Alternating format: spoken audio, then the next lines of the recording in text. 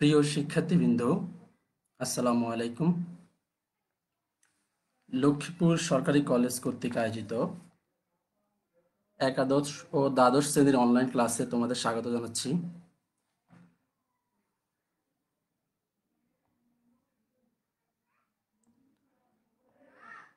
আজকের online class পরিচালনায় তোমাদের সাথে আছি আমি মোহাম্মদ মঞ্জুর আহমেদ ভূঁইয়া, প্রভাষক ব্যবস্থাপনা বিভাগ, লক্ষ্মীপুর সরকারি কলেজ।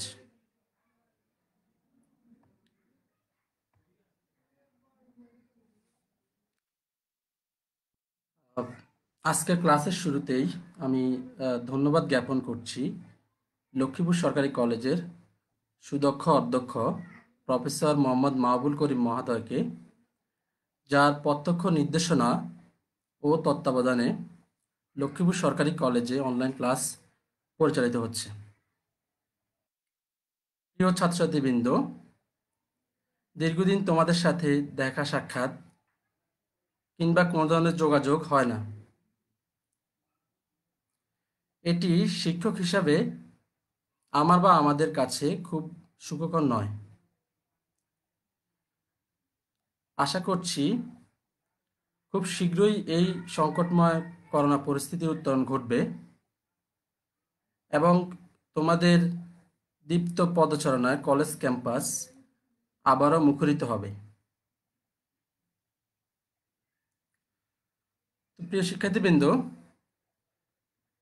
আজকে তোমাদের সাথে আমার আলোচনার বিষয় হলো ব্যবসা সংগঠন ও ব্যবস্থাপনা দ্বিতীয় পত্র এর 10ম অধ্যায় নিয়ন্ত্রণ চ্যাপ্টারটি।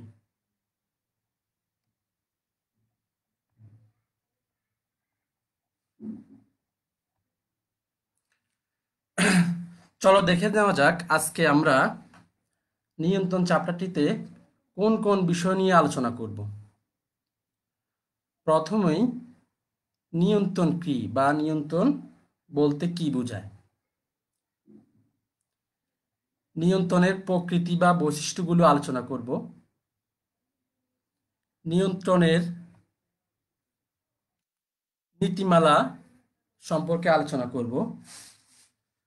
নিয়ন্ত্রণ প্রক্রিয়ার কিছু পদক্ষেপ রয়েছে, পদক্ষেপগুলো নিয়ে আলোচনা করব এবং একটা প্রতিষ্ঠানে নিয়ন্ত্রণ কতটুকু গুরুত্বপূর্ণ সেই বিষয়ে আলোচনা করব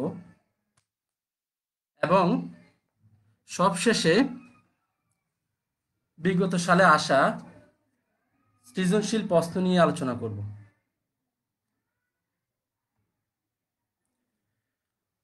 তো শিক্ষার্থী বন্ধুরা, শুরুতে নিয়ন্ত্রণ কাকে বলে? তোমরা সকলেই জানো ব্যবস্থাপনার যে মৌলিক কাজগুলো রয়েছে তার মধ্যে নিয়ন্ত্রণ হচ্ছে সর্বশেষ ও গুরুত্বপূর্ণ ধাপ। অর্থাৎ একটি প্রতিষ্ঠানের পরিকল্পনার মাধ্যমে নির্দিষ্ট লক্ষ্যে পৌঁছানোর জন্য ব্যবস্থাপনা প্রক্রিয়া যে কার্যক্রম শুরু হয়, নিয়ন্ত্রণের মাধ্যমে তা পরিসমাপ্তি ঘটে। সাধারণ অর্থে আমরা নিয়ন্ত্রণ বলতে বুঝি হচ্ছে কোনো কিছুকে প্রতিহত করা, বাধা দান করা, আটকে রাখা কিংবা কোনো কিছু থেকে বিরত থাকা। কিন্তু ব্যবস্থাপকীয় ভাষায় নিয়ন্ত্রণ বলতে আমরা কি বুঝি, আমরা একটু দেখি। নিয়ন্ত্রণ নিয়ন্ত্রণ হলো ব্যবস্থাপকীয় ভাষায় নিয়ন্ত্রণ হলো পূর্ব নির্ধারিত আদর্শমানের সাথে প্রকৃত কাজের ফলাফল তুলনা করে নির্ণীত বিচ্যুতি সংশোধনের নিমিত্তে গৃহীত সকল ব্যবস্থা বিশেষ। আমি আবার বলছি, তোমরা একটু খেয়াল করো।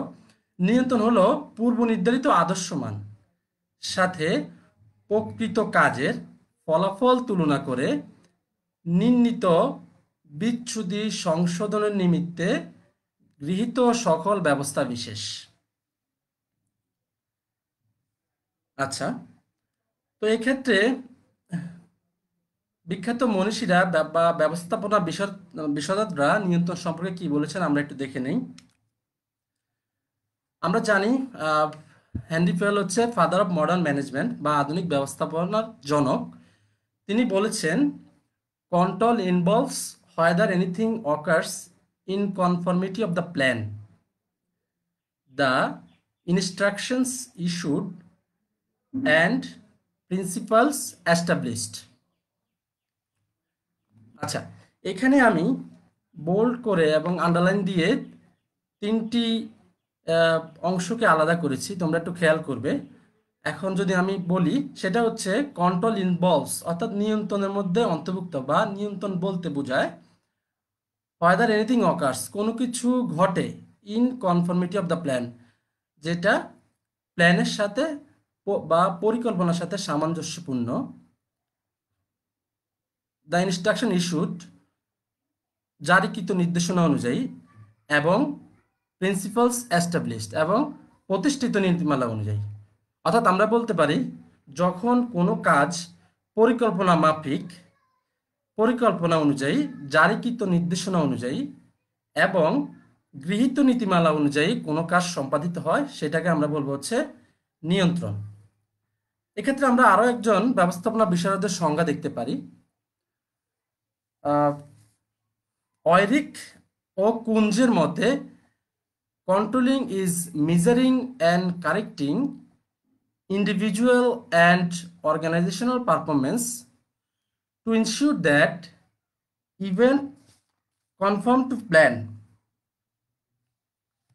অর্থাৎ এক্ষেত্রে উনি বলেছেন যে পরিকল্পনা অনুযায়ী কার্য সম্পাদিত হয় কিনা তা নিশ্চিত করার জন্য সম্পাদিত ব্যক্তিক ও প্রাতিষ্ঠানিক কাজের পরিমাপ এবং সংশোধনকে আমরা নিয়ন্ত্রণ বলবো। তো প্রিয় শিক্ষার্থীবৃন্দ, আশা করি তোমরা এখানে থেকে বুঝতে পারছো যে অ্যাকচুয়ালি নিয়ন্ত্রণ বলতে কি বোঝায়। আমরা আমাদের পরবর্তী আলোচনার মাধ্যমে বিষয়গুলো আরো ক্লিয়ার করার চেষ্টা করব। তো আমরা চলে যাব হচ্ছে আমাদের দ্বিতীয় প্রশ্নে, নিয়ন্ত্রণের প্রকৃতি বা বৈশিষ্ট্য। নিয়ন্ত্রণ হচ্ছে ব্যবস্থাপনা প্রক্রিয়ার একটি অত্যন্ত গুরুত্বপূর্ণ ধাপ। এই ক্ষেত্রে নিয়ন্ত্রণের ক্ষেত্রে আমরা কিছু বৈশিষ্ট্য বা এর কিছু উপাদান লক্ষ্য দেখতে পাই। প্রিয় শিক্ষার্থী বন্ধু, তোমরা জানো তোমাদের পরীক্ষায় প্রকৃতি বা বৈশিষ্ট্য সরাসরিভাবে এভাবে কোনো প্রশ্ন আসে না। যেহেতু আহ, সরাসরিভাবে প্রশ্ন আসে না, এক্ষেত্রে আমি যে এই প্রকৃতি বা বৈশিষ্ট্যের মধ্যে যে টপিকগুলো আলোচনা করব, সেখান থেকে আহ, প্রত্যেকটি টপিকে এক একটি প্রশ্ন হতে পারে। সেটা কিভাবে আমরা একটু দেখব। প্রথম হচ্ছে অবিরাম প্রক্রিয়া। এটি হচ্ছে নিয়ন্ত্রণের প্রথম প্রকৃতি বা বৈশিষ্ট্য। অর্থাৎ নিয়ন্ত্রণ হচ্ছে একটা অবিরত প্রক্রিয়া। We can say that controlling is a continuous process or unending process। অর্থাৎ পরিকল্পনার মাধ্যমে যে কাজটি শুরু হয়, আসলে নিয়ন্ত্রণ একটা প্রতিষ্ঠানের সর্বশেষ কাজ হলেও সেই নিয়ন্ত্রণের আলোকেই আবার নতুন করে পরিকল্পনা তৈরি করতে হয়। অর্থাৎ এই কাজটি কখনো শেষ হবার নয়। একটি প্রতিষ্ঠান যতদিন চলমান থাকবে, ততদিনই এই কাজটি চলমান থাকবে, নিয়ন্ত্রণ কাজটি চলমান থাকবে। তো তোমাদের পরীক্ষায় এভাবে প্রশ্ন আসতে পারে যে নিয়ন্ত্রণ একটি অবিরাম প্রক্রিয়া, ব্যাখ্যা করো। তাহলে নিশ্চয়ই বুঝতে পারছো তোমরা কিভাবে তোমাদের পরীক্ষায় প্রশ্নগুলো আসবে। সাধারণত তোমাদের অনুধাবন অংশে এ ধরনের প্রশ্ন এসে থাকে। চলো আমরা আমাদের সেকেন্ড পয়েন্টটা একটু দেখে নেই। সর্বশেষ ধাপ। অবভিয়াসলি নিয়ন্ত্রণ হচ্ছে ব্যবস্থাপনা কার্যের মধ্যে সর্বশেষ ধাপ। এটি আর আলোচনার কিছু নেই। ভিত্তি নির্ভরতা, এটি বলতে কি বোঝায়? ভিত্তি নির্ভরতা বলতে বোঝাচ্ছে নিয়ন্ত্রণ অবশ্যই একটা ভিত্তি বা একটা মানদণ্ড বা একটা আদর্শ মানের ভিত্তিতে কার্য সম্পাদন করে থাকে। অর্থাৎ যদি কোনো কাজের আদর্শ মান না থাকে বা ভিত্তি না থাকে, তাহলে সেক্ষেত্রে নিয়ন্ত্রণ করাটা অনেকটা দুরূহ বা কষ্টসাধ্য। তাহলে অবশ্যই নিয়ন্ত্রণ কার্যে সম্পাদন করার জন্য একটি ভিত্তি প্রয়োজন হয়, যেটিকে আমরা আদর্শ মান হিসাবে বিবেচনা করতে পারি। স্বাতন্ত্রতা বা ইন্ডিভিজুয়ালিটি, এটি নিয়ন্ত্রণের একটি অন্যতম বৈশিষ্ট্য। এটি দ্বারা বোঝানো হচ্ছে যে নিয়ন্ত্রণ কাজটি স্বতন্ত্র এবং অন্যান্য কাজ থেকে আলাদা। এক্ষেত্রে নিয়ন্ত্রণের ক্ষেত্রে যেই ধাপগুলা আমরা পরবর্তীতে শিখব, সেই ধাপগুলা শুরু থেকে শেষ পর্যন্ত এটি স্বতন্ত্র বৈশিষ্ট্য বা স্বতন্ত্র নিয়ম মেনে চলবে। অন্য কোনো কাজের সাথে এটিকে একীবদ্ধ বা একীভূত করা যাবে না। তাহলে বোঝা যাচ্ছে যে নিয়ন্ত্রণ একটি স্বাতন্ত্র কাজ, যেটি অন্যান্য কাজ থেকে আলাদা হবে এবং আলাদা বৈশিষ্ট্য সম্পন্ন হবে।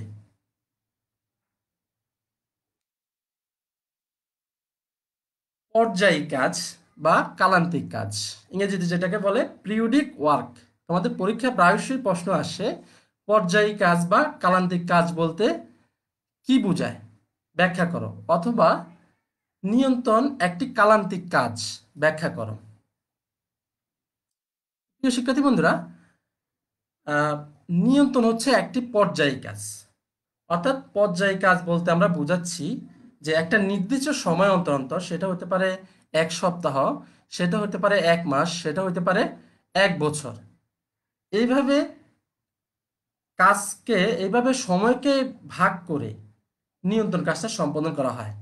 অর্থাৎ এটি কোনো প্রাত্যহিক বা দৈনন্দিন কাজ নয়। একটি নির্দিষ্ট সময় আনতে নিয়ন্ত্রণের যে প্রক্রিয়াগুলো রয়েছে, অর্থাৎ সেগুলাকে সম্পাদন করে সেই সময় শেষে নিয়ন্ত্রণের ফলাফল বা নিয়ন্ত্রণের সংশোধনমূলক ব্যবস্থা গ্রহণ করা হয়। তাহলে বোঝা গেল যে এটি কোনো দৈনন্দিন কাজ নয়, এটি হচ্ছে একটি পর্যায়ী কাজ বা কালান্তিক কাজ। ব্যাপ্তি, বলতে বোঝাচ্ছে নিয়ন্ত্রণটা আওতা কতটুকু। তো নিয়ন্ত্রণের আওতা হচ্ছে প্রতিষ্ঠানের, আমরা সাধারণত জানি নিয়ন্ত্রণ হচ্ছে আমাদের ব্যক্তি জীবন থেকে শুরু করে পারিবারিক জীবন, সামাজিক জীবন, তারপরে আমাদের রাষ্ট্রীয় জীবন, এবং আমরা আমাদের মহাবিশ্বের মধ্যেও নিয়ন্ত্রণের একটি অমোঘ নিয়ম দেখতে পাই। কিন্তু আমরা যদি প্রতিষ্ঠানের ক্ষেত্রে আলোচনা করি, একটা প্রতিষ্ঠানের তিনটি স্তর রয়েছে আমরা জানি, উচ্চ স্তর, মধ্যম স্তর এবং নিম্ন স্তর। তো নিয়ন্ত্রণ সব ক্ষেত্রে, অর্থাৎ নিয়ন্ত্রণ হচ্ছে সর্বব্যাপী, সবখানেই নিয়ন্ত্রণ রয়েছে। প্রতিষ্ঠানের উচ্চ পর্যায়ে থেকে নিয়ন্ত্রণ কার্য শুরু হয় এবং সেটি যেমন মিড লেভেলে অর্থাৎ মধ্যম পর্যায়েও নিয়ন্ত্রণ রয়েছে এবং নিম্ন পর্যায়েও আমরা নিয়ন্ত্রণকে দেখতে পাই। ঊর্ধ্বতন সম্পাদিত কাজ, আমরা জানি একটা প্রতিষ্ঠানে বিভিন্ন বিভাগ রয়েছে, সেই বিভিন্ন বিভাগকে আমরা বলতে পারি, যেমন হচ্ছে আমাদের উৎপাদন বিভাগ, তারপরে হচ্ছে আমাদের মার্কেটিং বিভাগ, আমাদের ক্রয়, তারপরে অর্থ বিভাগ, বিভিন্ন বিভাগ রয়েছে। সেই বিভাগগুলোর মধ্যে স্ব বিভাগীয় নির্বাহী রয়েছে। সেই নির্বাহীদের মাধ্যমে নিয়ন্ত্রণ কাজটি সম্পাদিত হয়। তিনি তার অধস্তনদের মাঝে নিয়ন্ত্রণ প্রক্রিয়া সম্পন্ন করেন। তাহলে আমরা বুঝতে পারছি যে নিয়ন্ত্রণ একটি ঊর্ধ্বতন সম্পাদিত কাজ। বাস্তবভিত্তিক বা রিয়েলিস্টিক, শিক্ষার্থী বন্ধুরা, নিয়ন্ত্রণকে অবশ্যই বাস্তবভিত্তিক বা রিয়েলিস্টিক হইতে হবে। একটি প্রতিষ্ঠানের নিয়ন্ত্রণ প্রক্রিয়া যদি বাস্তবভিত্তিক বা পারিপার্শ্বিক অবস্থাকে বিবেচনা না করে কল্পনাপ্রসূতভাবে নিয়ন্ত্রণ কৌশল গ্রহণ করা হয়, তাহলে সেই নিয়ন্ত্রণটা কার্যকর হবে না এবং সেটি প্রতিষ্ঠানের জন্য কোনো সাফল্য বয়ে আনবে না। আলটিমেটলি প্রতিষ্ঠানের লক্ষ্য অর্জিত হবে না। সহজবোধ্যতা বা আন্ডারস্ট্যান্ডেবল, নিয়ন্ত্রণকে অবশ্যই সহজবোধ্য হইতে হবে। অর্থাৎ প্রতিষ্ঠানের যে নিয়ন্ত্রণ ব্যবস্থাটা যেটি গ্রহণ করা, যে নিয়ন্ত্রণ কৌশলটা গ্রহণ করা হবে, সেটি যেন প্রতিষ্ঠানের ঊর্ধ্বতন এবং অধস্তনদের জন্য সহজেই বোধগম্য হয়, যাতে করে তারা সহজেই তাদের লক্ষ্যমাত্রাটা বুঝতে পারে এবং সেই অনুযায়ী কাজ করতে পারে। নিয়ন্ত্রণ যদি জটিল এবং বোধগম্য না হয়, তাহলে নিয়ন্ত্রণ প্রক্রিয়া পর্যবেসিত হয়।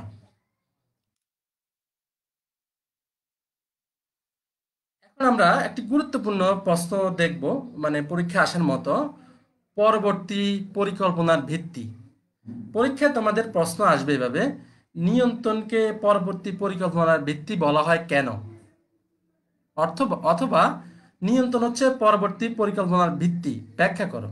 যেভাবে বলি না কেন, তাহলে আহ, আমরা এটাকে এইভাবে বর্ণনা করতে পারি যে একটা প্রতিষ্ঠানের আহ, নিয়ন্ত্রণ নিয়ন্ত্রণ করার জন্য যে আহ, যে আমাদের যে নিয়ন্ত্রণ, সেটি হচ্ছে প্রথমে আমাদেরকে একটি আদর্শমান নির্ধারণ করতে হবে, তারপরে প্রকৃত কার্যফল নির্ণয় করতে হবে, প্রকৃত কার্যফলের সাথে আদর্শমান সাথে তুলনা করতে হবে, দেন হচ্ছে বিচ্যুতির কারণ নির্ণয় এবং বিচ্যুতি নির্ণয় করতে হবে, এবং সংশোধনমূলক ব্যবস্থা গ্রহণ করতে হবে।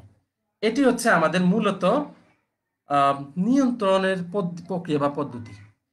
এখানে নিয়ন্ত্রণের মাধ্যমে একটা প্রতিষ্ঠানের কি ধরনের বিচ্যুতি রয়েছে বা কি ধরনের সীমাবদ্ধতা আছে, বা কোথায় কোথায় ল্যাকিংস আছে, ইমপ্রুভমেন্ট, কোথায় কোথায় ইমপ্রুভমেন্টের প্রয়োজন, সেটি আমরা জানতে পারি হচ্ছে নিয়ন্ত্রণের মাধ্যমে। এবং সেই নিয়ন্ত্রণের যে সীমাবদ্ধতাগুলো রয়েছে বা বিচ্যুতিগুলো রয়েছে, সেগুলো যদি আমরা সংশোধন না করেই যদি আমরা পরবর্তীতে পরিকল্পনা গ্রহণ করি, তাহলে আদতে সেটা আমাদের প্রতিষ্ঠানের জন্য কার্যকর হবে না, অথবা আমাদের কাঙ্ক্ষিত লক্ষ্য অর্জনের জন্য সহায়ক হবে না। তাহলে আমরা বুঝতে পারছি যে নিয়ন্ত্রণের মাধ্যমে আমরা একটা প্রতিষ্ঠানের সুবিধা এবং অসুবিধাগুলো জানতে পারি। সেগুলো জানার পরেই দেন আমরা জানলেই আমরা পরবর্তী বছরের পরিকল্পনা করাটা আমাদের জন্য সহজ হবে। তাহলে অবশ্যই আমাদের নিয়ন্ত্রণটা আমাদের পরবর্তী যে নেক্সট ইয়ারে যে আমরা প্ল্যানিংটা করব, সেটার ভিত্তি হিসাবে কাজ করবে।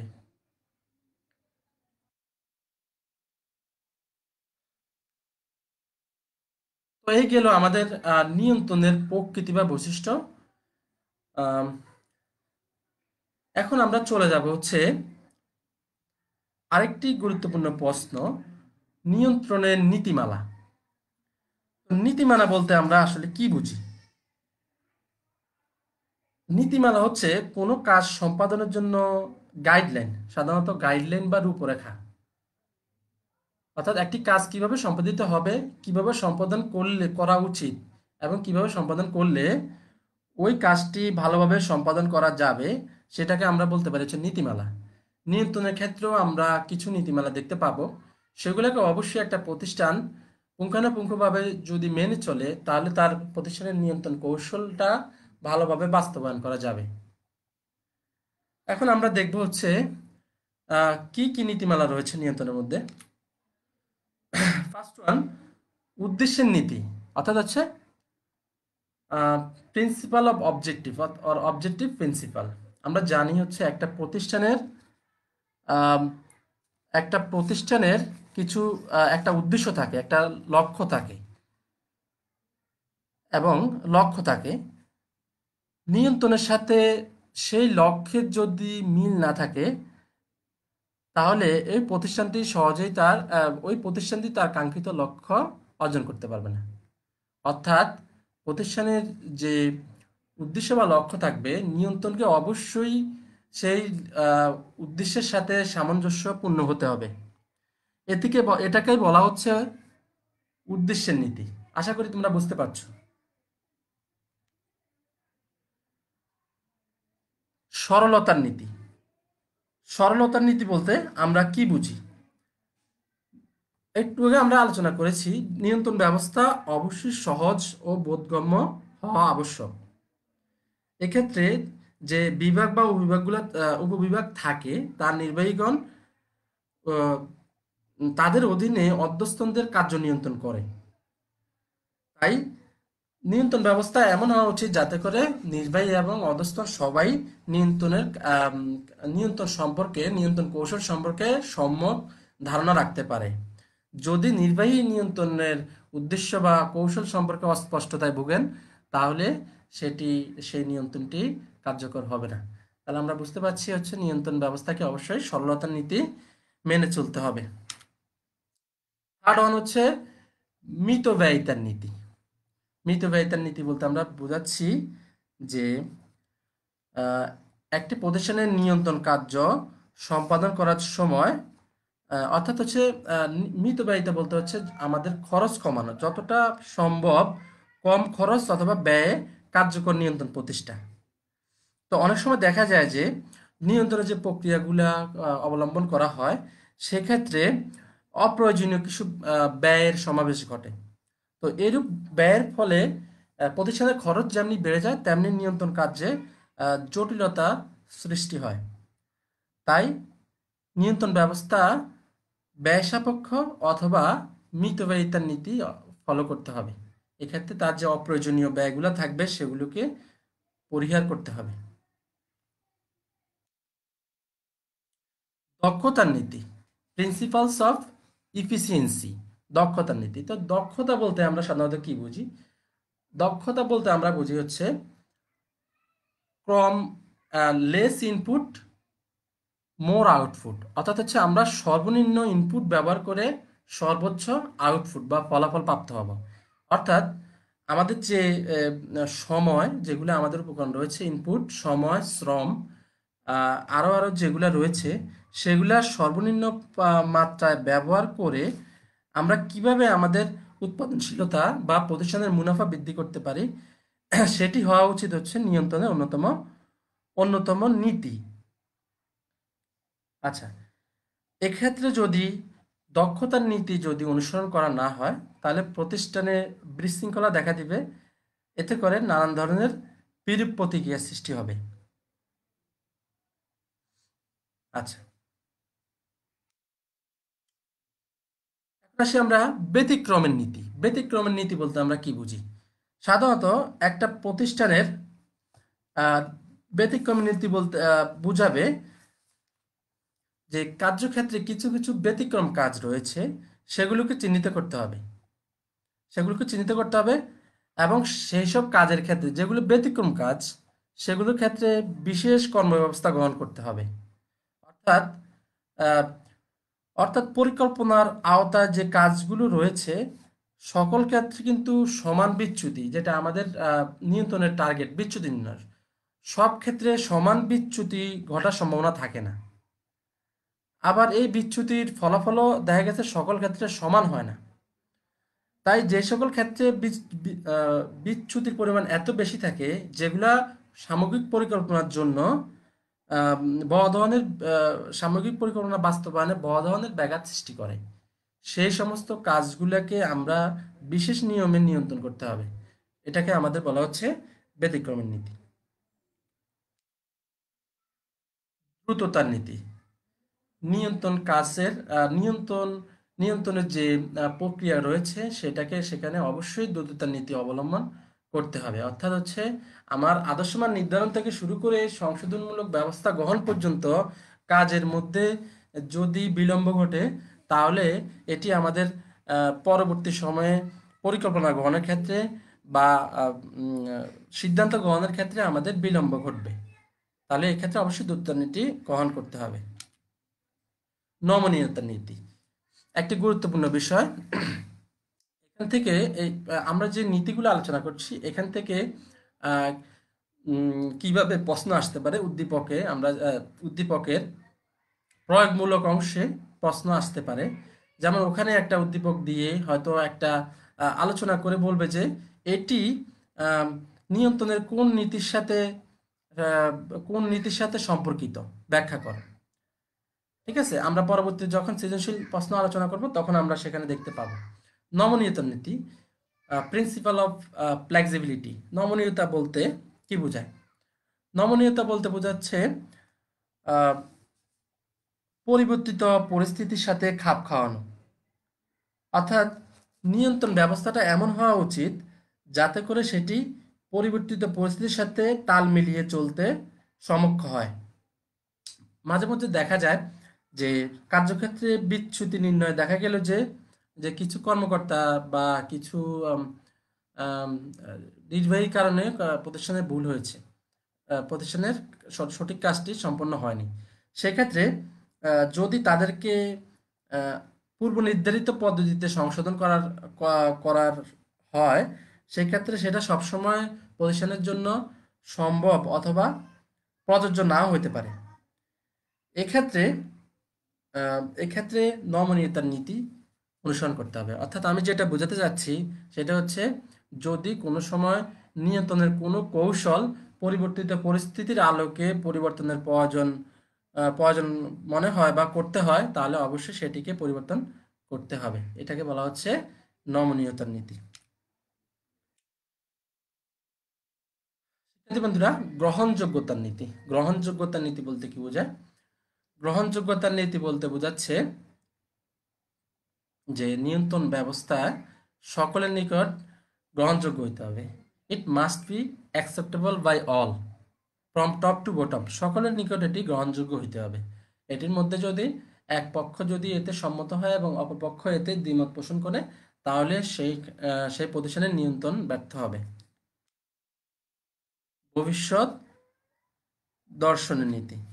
ভবিষ্যৎ দর্শনের নীতি বলতে আমরা কি বোঝাচ্ছি? এটাকে বলা হচ্ছে প্রিন্সিপালস অফ ফোরসাইটনেস অথবা ফিউচার লুকিং। আমরা জানি হচ্ছে নিয়ন্ত্রণ হচ্ছে পরবর্তী পরিকল্পনার ভিত্তি। তাই নিয়ন্ত্রণ ব্যবস্থা এমন হওয়া আবশ্যক যাতে ভবিষ্যৎ করণীয় সম্পর্কে সঠিক নির্দেশনা দিতে সমর্থ হয়। তো এই হচ্ছে আমাদের নিয়ন্ত্রণের কিছু নীতিমালা।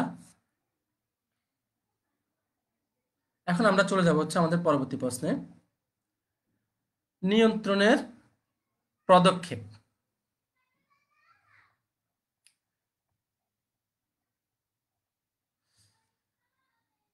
তো নিয়ন্ত্রণ হচ্ছে একটা প্রক্রিয়া যেটা কিছু কার্যগুলি বা কাজের সমষ্টি। তো নিয়ন্ত্রণের প্রথম কাজটি হচ্ছে আদর্শমান নির্ধারণ করা, বা ইংরেজিতে যাকে বলা হচ্ছে সেটিং স্ট্যান্ডার্ড। একটা প্রতিষ্ঠানের প্রথমেই একটা আদর্শ মান নির্ধারণ করতে হবে। যেমন আমি যদি বলি, কোনো একটি উৎপাদনমুখী প্রতিষ্ঠান মাসে 1,00,000 পিস আম, এক বা ইউনিট একক উৎপাদন করবে। এটি হচ্ছে ওই প্রতিষ্ঠানের আদর্শ মান। সে আদর্শ মান অনেক ক্ষেত্রে এটি আম, আদর্শমান বলতে এটি একটি কাজ কতটুকু গুণ, মান বা সময় সাপেক্ষ হলে সঠিকভাবে সম্পাদিত হয়েছে বলে বলা হবে তা নির্ণয়কে বুঝাবে। তাহলে আমরা আদর্শমান বলতে আহ, বুঝলাম যে এটা হচ্ছে একটা মানদণ্ড বা এটা হচ্ছে একটা স্ট্যান্ডার্ড, যেটিকে ভিত্তি করে পরবর্তী কাজগুলো সম্পাদিত হবে। কাজের অগ্রগতি পরিমাপ, বা ইংরেজিতে বলে মেজারিং পারফরমেন্স। কাজের অগ্রগতি পরিমাণ। আমরা একটু আগে যে আদর্শ মানটি আমরা গ্রহণ করেছিলাম বা আদর্শ মানটি আম, নির্ধারণ করেছিলাম, সেটি অনুযায়ী একটা প্রতিষ্ঠানে অ্যাকচুয়ালি কতটুকু কাজ হয়েছে, কতটুকু অগ্রগতি হয়েছে, সেটাকে বলবো হচ্ছে আমরা আম, কাজের অগ্রগতি পরিমাণ। অর্থাৎ আমি যদি 1,00,000 ইউনিট উৎপাদনের লক্ষ্যমাত্রা নির্ধারণ করে থাকি, সেক্ষেত্রে আমার যদি 80,000 ইউনিট একক উৎপাদিত হয়, সেটি হচ্ছে আমাদের কাজের অগ্রগতি। অর্থাৎ আমার কতটুকু উৎপাদিত হয়েছে সেটি। আশা করি তোমরা বুঝতে পারছো।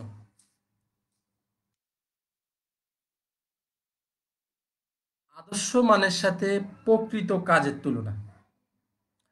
আদর্শ মান যে স্ট্যান্ডার্ড, এখন আমরা কম্পেয়ার করব কিসের সাথে, কিসের কম্পেয়ার করব? Comparing standard with actual performance, অর্থাৎ যে আমরা যে কাজটি করেছি সেটার সাথে আমাদের যে কাজটা সম্পূর্ণ সম্পাদিত হয়েছে সেটার সাথে আদর্শ মান সেটা তুলনা করব। ওকে, নেক্সট স্টেপ হচ্ছে বিচ্যুতির কারণ নির্ধারণ ও মূল্যায়ন, evaluating deviation and evaluating deviation. এক্ষেত্রে আমরা এটাকে বলতে পারি যে বিচ্যুতি। তাহলে বিচ্যুতি বলতে আমরা কি বুঝাই? বিচ্যুতি বলতে বোঝায় হচ্ছে আদর্শ মানের সাথে প্রকৃত কাজের যে গ্যাপ সেটাকে। অর্থাৎ আমরা যদি আদর্শ মান ধরি 1,00,000 ইউনিট, আমাদের যদি প্রকৃত উৎপাদন হয় 80,000 ইউনিট, তাহলে আমাদের এখানে যে গ্যাপটি রয়েছে 20,000 ইউনিট, সেটি হচ্ছে আমাদের বিচ্যুতি। তাহলে এই ধাপে আমাদের সেই বিচ্যুতিটাকে আহ, নির্ণয় করা হয়, সেটাকে মূল্যায়ন করা হয় এবং কেন বিচ্যুতি হলো সেটি জানা যায়। ওকে শিক্ষার্থী বন্ধুরা, এখন আমরা দেখব হচ্ছে নিয়ন্ত্রণের সর্বশেষ ধাপ,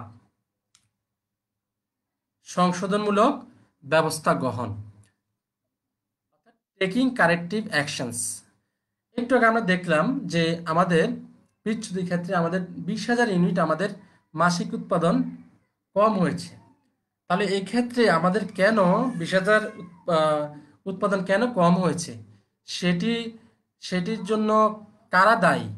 সেটির জন্য কি কোনো নির্বাহী দায়ী, অথবা কোনো কাজে কোনো গাফিলতি আছে কিনা, অথবা কোনো র ম্যাটেরিয়ালের সংকট ছিল কিনা, বা কাঁচামালের সংকট ছিল কিনা, বা কোনো প্রযুক্তিগত সমস্যা ছিল কিনা, সেগুলাকে সমাধান করাকে আমরা বলবো হচ্ছে সংশোধনমূলক ব্যবস্থা গ্রহণ।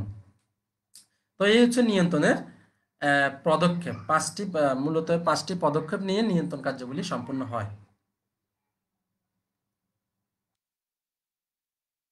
শিক্ষার্থী বন্ধুরা, এখানে দেখতে পাচ্ছ যে তোমরা আগের নিয়ন্ত্রণের পদক্ষেপটি আমরা এখানে বিস্তারিতভাবে আলোচনা করেছি। এখানে আমরা খুব সব মানে আদর্শ মানের কি কি বিষয়গুলো আছে সবকিছু আমরা উল্লেখ করার চেষ্টা করেছি। তো আমি আর এগুলি আলোচনা করতে যাচ্ছি না।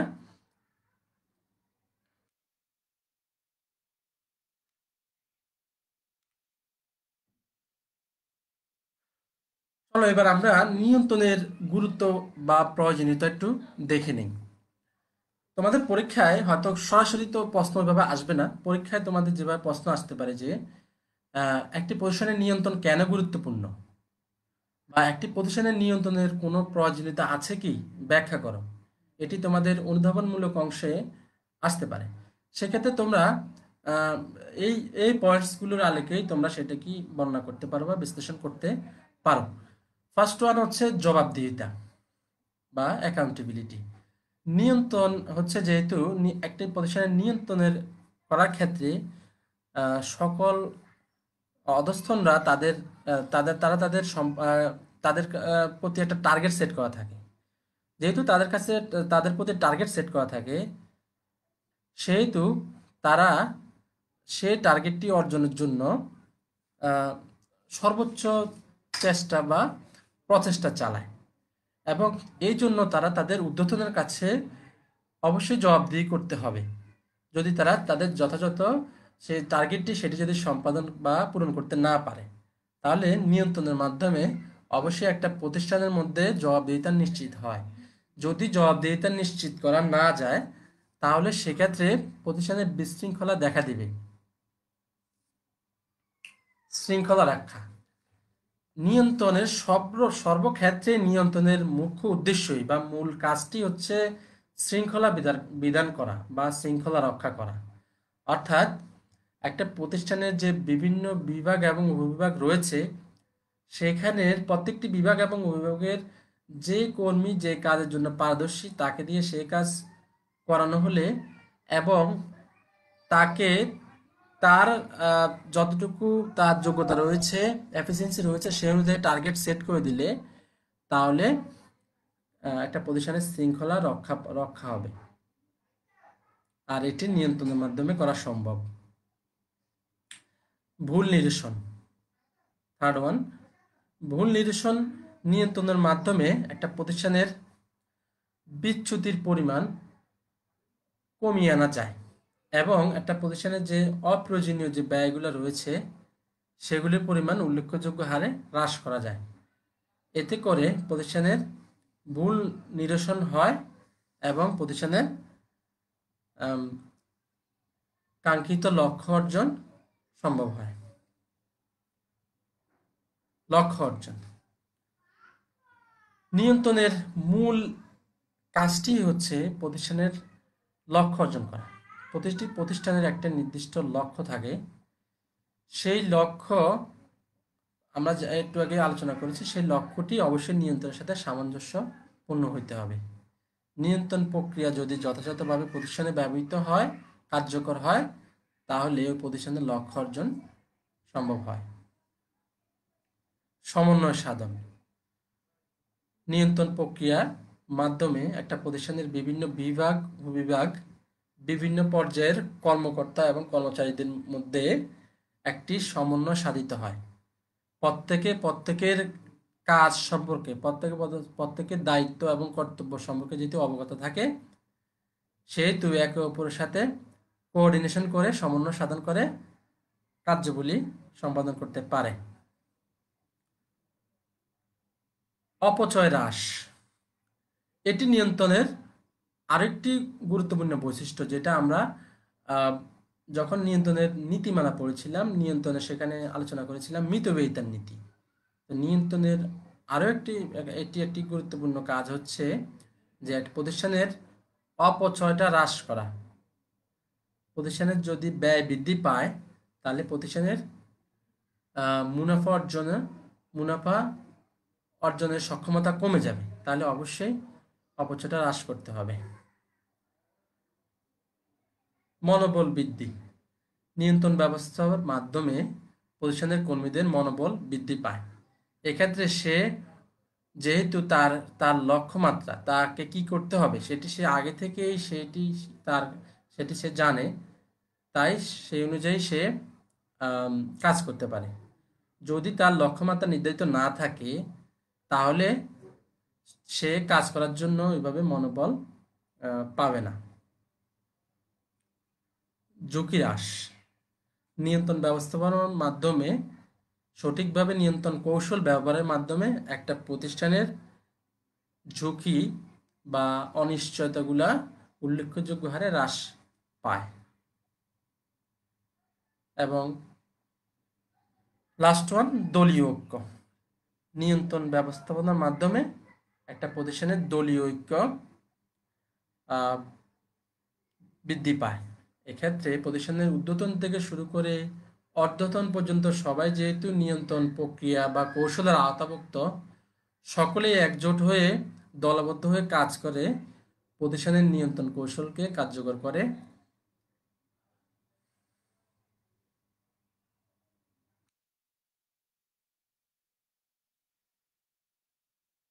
প্রিয় শিক্ষার্থী বন্ধুরা, চলো এখন আমরা আমাদের বিগত আলোচনার প্রেক্ষিতে আমরা বিগত সালে আসা কিছু সৃজনশীল নিয়ে আমরা একটু আলোচনা করব, যে আসলে তোমাদের এই চ্যাপ্টার থেকে তোমাদের কি ধরনের কিভাবে তোমাদের প্রশ্ন এসে থাকে।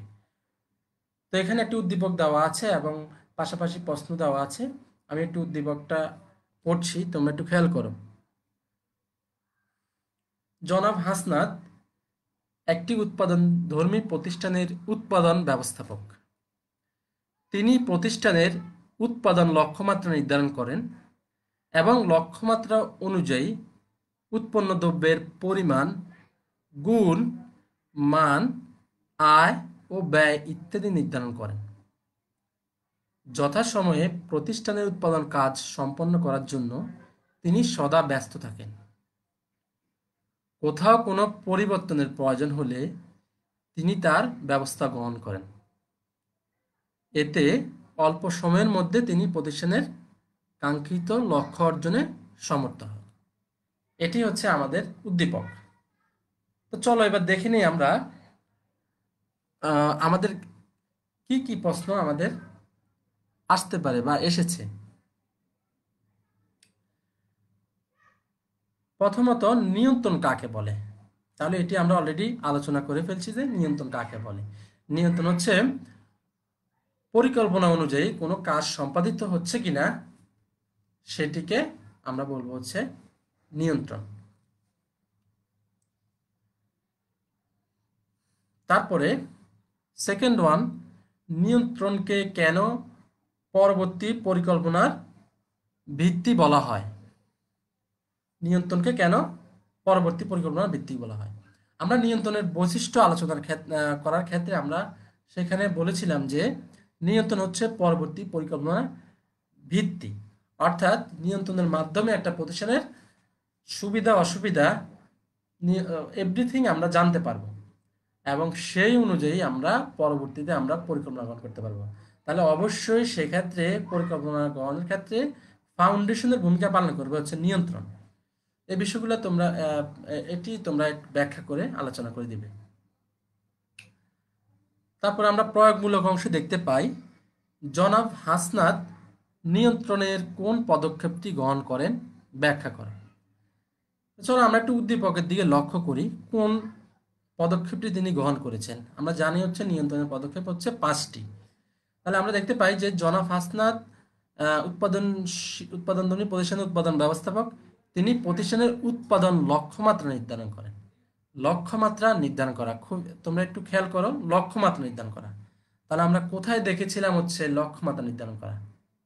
অবশ্যই নিয়ন্ত্রণের প্রক্রিয়ার প্রথম পদক্ষেপ যেটি আদর্শমান নির্ধারণ, সেটি হচ্ছে আমাদের লক্ষ্যমাত্রা নির্ধারণ। তাহলে তিনি কোন পদক্ষেপটি অনুসরণ করেছেন আমরা বলতে পারি, তাহলে তিনি জনাব হাসনাত নিয়ন্ত্রণের আদর্শমান নির্ধারণ পদক্ষেপটি অনুসরণ করেছেন। এটি হচ্ছে তোমাদের প্রথম অংশ। দেন হচ্ছে তোমরা আদর্শমান কি সেটি বর্ণনা করবে এবং উদ্দীপকের আলোকে সেটিকে বিশ্লেষণ করবে। ফোর্থ ওয়ান, বা আমাদের উচ্চতর দক্ষতামূলকে যে প্রশ্নটি সেটা হচ্ছে, নিয়ন্ত্রণের যে নীতি অনুসরণের কারণে জনাব হাসনাত সফল হয়েছেন তার যথাযথতা মূল্যায়ন করা। উদ্দীপকের একটু নিচের দিকে আমরা খেয়াল করি, সেটা হচ্ছে যথাসময়ে প্রতিষ্ঠানের উৎপাদন কাজ সম্পন্ন করার জন্য তিনি সদা ব্যস্ত থাকেন, কোথাও কোনো পরিবর্তনের প্রয়োজন হলে তিনি তারও ব্যবস্থা গ্রহণ করেন। প্রিয় শিক্ষার্থীবৃন্দ একটু খেয়াল করো, কোথাও কোনো পরিবর্তনের প্রয়োজন হলে, তাহলে এটা আমরা কোথায় দেখতে পেয়েছি? কোনো পরিবর্তন হলে সেটিকে গ্রহণ করা এবং সেই অনুযায়ী পরিস্থিতি অনুযায়ী চলা, অবশ্যই সেটা আমরা নিয়ন্ত্রণের নমনীয়তার নীতির মধ্যে আমরা লক্ষ্য করেছি। তাহলে আমরা বলতে পারি যে এখানে জনাব হাসনাত সফল হওয়ার জন্য যে নীতিটি অনুসরণ করেছেন সেটি হচ্ছে নমনীয়তার নীতি। পরবর্তীতে আমরা নমনীয়তার নীতি কি সেটি ব্যাখ্যা করব এবং পরবর্তীতে উদ্দীপকের আলোকে সেটি বিশ্লেষণ করব। প্রিয় শিক্ষার্থী বন্ধুরা, চলো আমরা আরেকটি সৃজনশীল প্রশ্ন নিয়ে আলোচনা করি।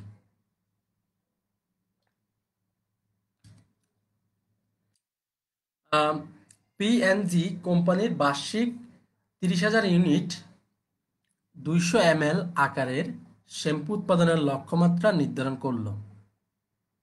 6 মাস পর দেখা গেল মাত্র 12,000 ইউনিট শ্যাম্পু উৎপাদিত হয়েছে।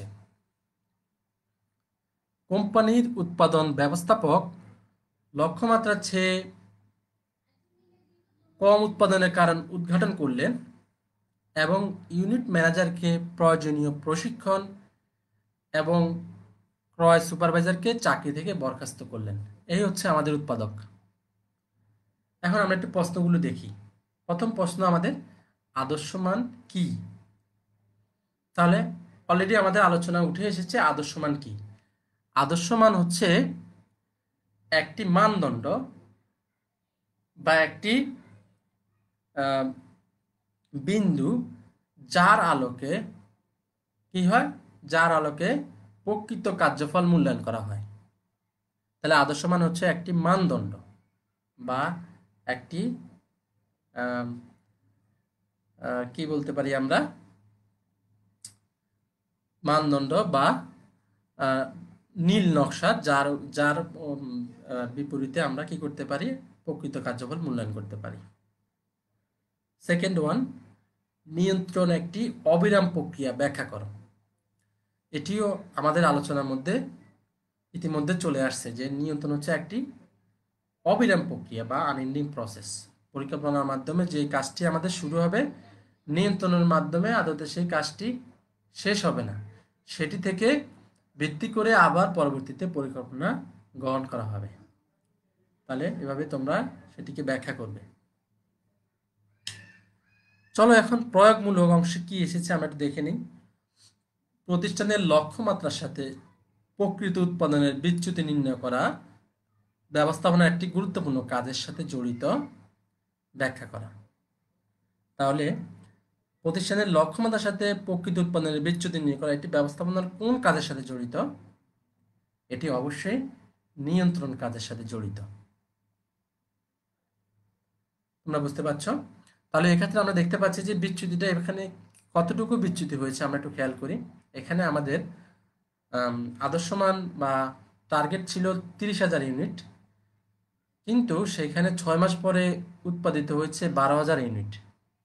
তাহলে আমরা যদি 30,000-কে 2 ভাগে ভাগ করি, আমাদের 6 মাসে উৎপাদন হয় 15,000 ইউনিট, কিন্তু আসলে প্রকৃত উৎপাদন হচ্ছে 12,000 ইউনিট। তাহলে আমরা দেখতে পাচ্ছি এখানে 15,000 12,000-এর মধ্যে গ্যাপ হচ্ছে 3,000 ইউনিট। সেই 3,000 ইউনিটই হচ্ছে আমাদের বিচ্যুতি। আশা করি বুঝতে পারছ। চলো উচ্চতর দক্ষতা অংশে কি প্রশ্ন এসেছিল আমরা একটু দেখে নিই। লক্ষ্যমাত্রা পূরণের জন্য উৎপাদন ব্যবস্থাপক গৃহীত ব্যবস্থাকে তুমি কি যুক্তিসঙ্গত মনে করো? বিশ্লেষণ করো। এখানে বলা হয়েছে যে তোমাকে বলা হয়েছে যে যেই ব্যবস্থাটা গ্রহণ করা হয়েছে, অর্থাৎ এখানে আমরা উদ্দীপকে দেখতে পাচ্ছি যে ইউনিট ম্যানেজারকে প্রয়োজনীয় প্রশিক্ষণ দেওয়া হয়েছে এবং ক্রয় সুপারভাইজারকে চাকরি থেকে বরখাস্ত করা হয়েছে। এটাকে কি যুক্তিসঙ্গত মনে করো কি না? এক্ষেত্রে তোমার অ্যান্সার উত্তরটা দুইভাবে হতে পারে। যদি তুমি মনে করো যে হ্যাঁ, তাহলে সে সম্পর্কে তোমার যুক্তি দিতে হবে। আর যদি তুমি মনে করো যে না, তাহলে সেক্ষেত্রেও তোমাকে তোমার যুক্তি তুলে ধরতে হবে। তাহলে এক্ষেত্রে যদি আমরা দেখি যে হ্যাঁ যুক্তিসঙ্গত মনে হয়, তাহলে আমরা বলতে পারি অবশ্যই যুক্তিসঙ্গত মনে হয়েছে। কারণ হচ্ছে একটা প্রতিষ্ঠানের বিচ্যুতি নির্ণয় করার পরে সংশোধনমূলক ব্যবস্থা গ্রহণের ক্ষেত্রে যদি ব্যবস্থাপক মনে করে যে কোথাও কোনো ঘাটতি রয়েছে, তাহলে প্রশিক্ষণের মাধ্যমে সেই ঘাটতি পূরণের চেষ্টা করা হবে। আর যদি কোনো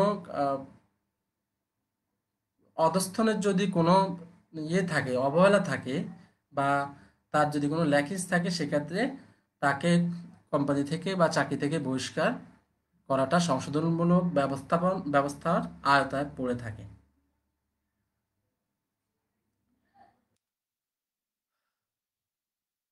এই ছিল আজকে তোমাদের সাথে আমার আলোচনার বিষয়বস্তু। আশা করি তোমরা অত্যন্ত মনোযোগ সহকারে ক্লাসটি উপভোগ করেছ। পরবর্তীতে অন্য ক্লাসে আমরা নিয়ন্ত্রণের বাকি অংশ, নিয়ন্ত্রণের যে কৌশলগুলো আছে এবং আরও যে বিষয়গুলো আছে সেগুলো নিয়ে আমরা আলোচনা করব। ততদিন পর্যন্ত ভালো থাকবে, সুস্থ থাকবে, অবশ্যই বাসায় থাকবে এবং হচ্ছে সচেতন থাকবে। কারণ তোমার সচেতনতাই পারে তোমাকে এবং তোমার পরিবারকে নিরাপদ রাখতে। ভালো থাকো, সুস্থ থাকো, এই আশাবাদ ব্যক্ত করে আজকের মতো ক্লাস এখানেই সমাপ্ত ঘোষণা করছি। ধন্যবাদ সবাইকে।